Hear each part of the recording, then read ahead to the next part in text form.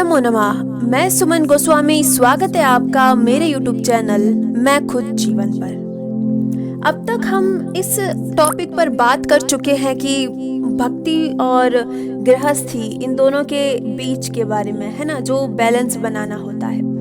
अभी आज की जो चर्चा है वो इसी पर थोड़ी आगे है कि जब हम बैलेंस की बात करते हैं तो हमारे सामने सबसे बड़ी जो चुनौतियां आती है वो, जैसा कि हम जानते हैं, हमारा मन। हर तरीके से देखा जाए तो हमारा जो दिल, दिमाग, मन जो भी कहते हैं उसकी लगन किस और ज्यादा है, वही चीज हम ज्यादा करने की कोशिश करते हैं। सबसे पहली चीज, अभी जब हम इस दुनिया में जीते हैं तो हमें खाने पीने से लेकर ओढ़ने से लेकर हर चीज के लिए एक व्यवस्था चाहिए, और उस व्यवस्था के लिए हमें पैसे चाहिए।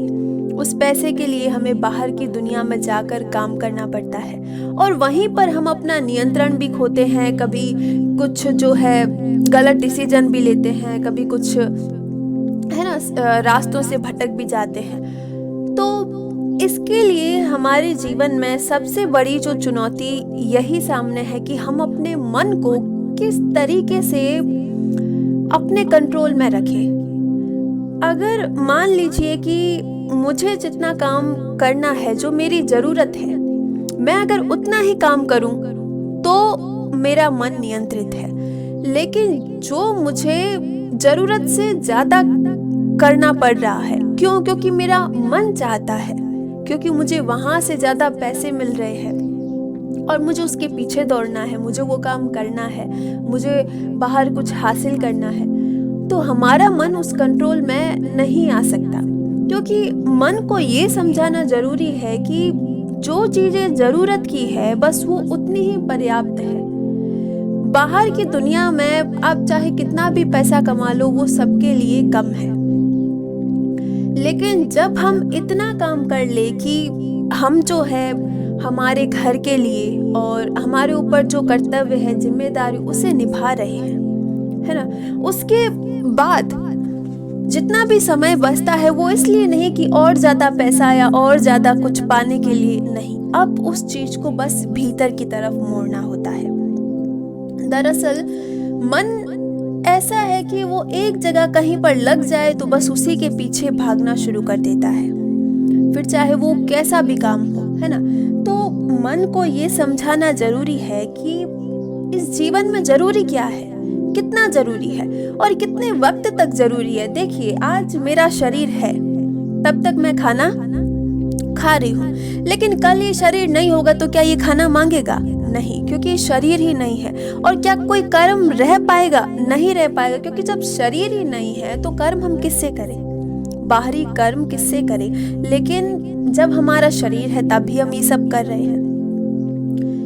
जैसे ही हम बात करते हैं भक्ति, तो वहां सबसे पहला जो शब्द आता है वो है समर्पण।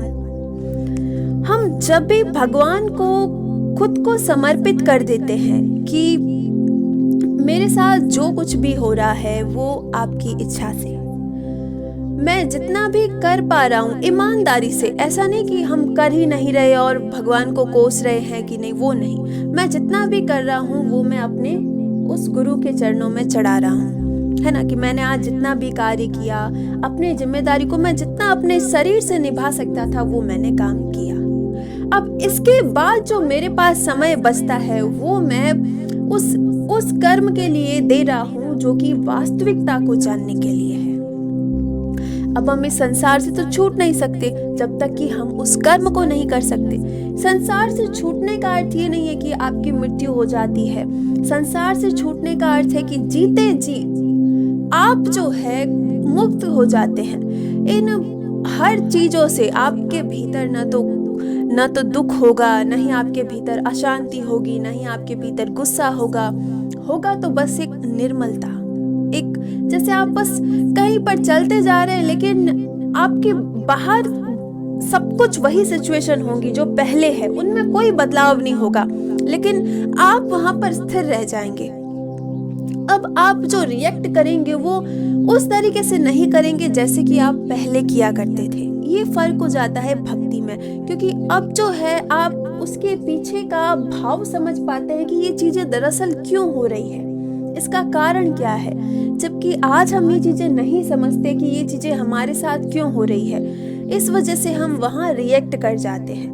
और जहाँ पर जब भाव ही शून्य हो जाए, यानी कि किसी चीज़ के पीछे का जो कारण है वो ही जब हमें ऐसा लगे, तुच्छ लगने लगे, तो फिर हम वहाँ पर रिएक्ट नहीं करते, है ना। तो भक्ति सबसे पहला जो मार्ग है वो है समर्पण का मार्ग है। यहाँ पर इतना धैर्य चाहिए होता है कि आपके साथ में कुछ भी हो रहा हो, लेकिन आपका विश्वास जो है उस परमेश्वर से कभी नहीं टूटना चाहिए। बुरी से बुरी परिस्थिति में आप जो है स्वयं को संभालते हैं, लेकिन वहाँ पर आप उस परमात्मा से भी अपनी लौ लगाने की कोशिश करते हैं। सुख में भक्ति करना ठीक है, अच्छी बात है, लेकिन जब हमारे जीवन में दुख आता है उस वक्त हम भक्ति नहीं कर पाते, क्योंकि हमारे भीतर धैर्य नहीं होता, स्थिरता नहीं होता, तो हम लोग जो है वो भक्ति को करते नहीं, वहां से भागते हैं। वो चीज अलग है कि जो लोग इच्छाएं मांगते हैं वो भक्ति नहीं है, लेकिन भक्ति मतलब जो भी मैं चिंतन अपना कर रही हूँ, अगर मैं सुख में भी कर रही हूँ तो मुझे दुख में भी करना चाहिए। और दुख में हमारा शरीर बैठने को तैयार नहीं होता, वो बस कभी रोना चाहता है, कभी बार कहीं और मन लगाना चाहता है, लेकिन नहीं, हमारी प्रवृत्ति जब तक ऐसी नहीं बन जाती कि हम बाहरी हर परिस्थिति में भी अपने आप को स्थिर रख पाए, तब तक जो है हम उस परमात्मा से कहीं पर भी जुड़ नहीं पाएंगे। धन्यवाद।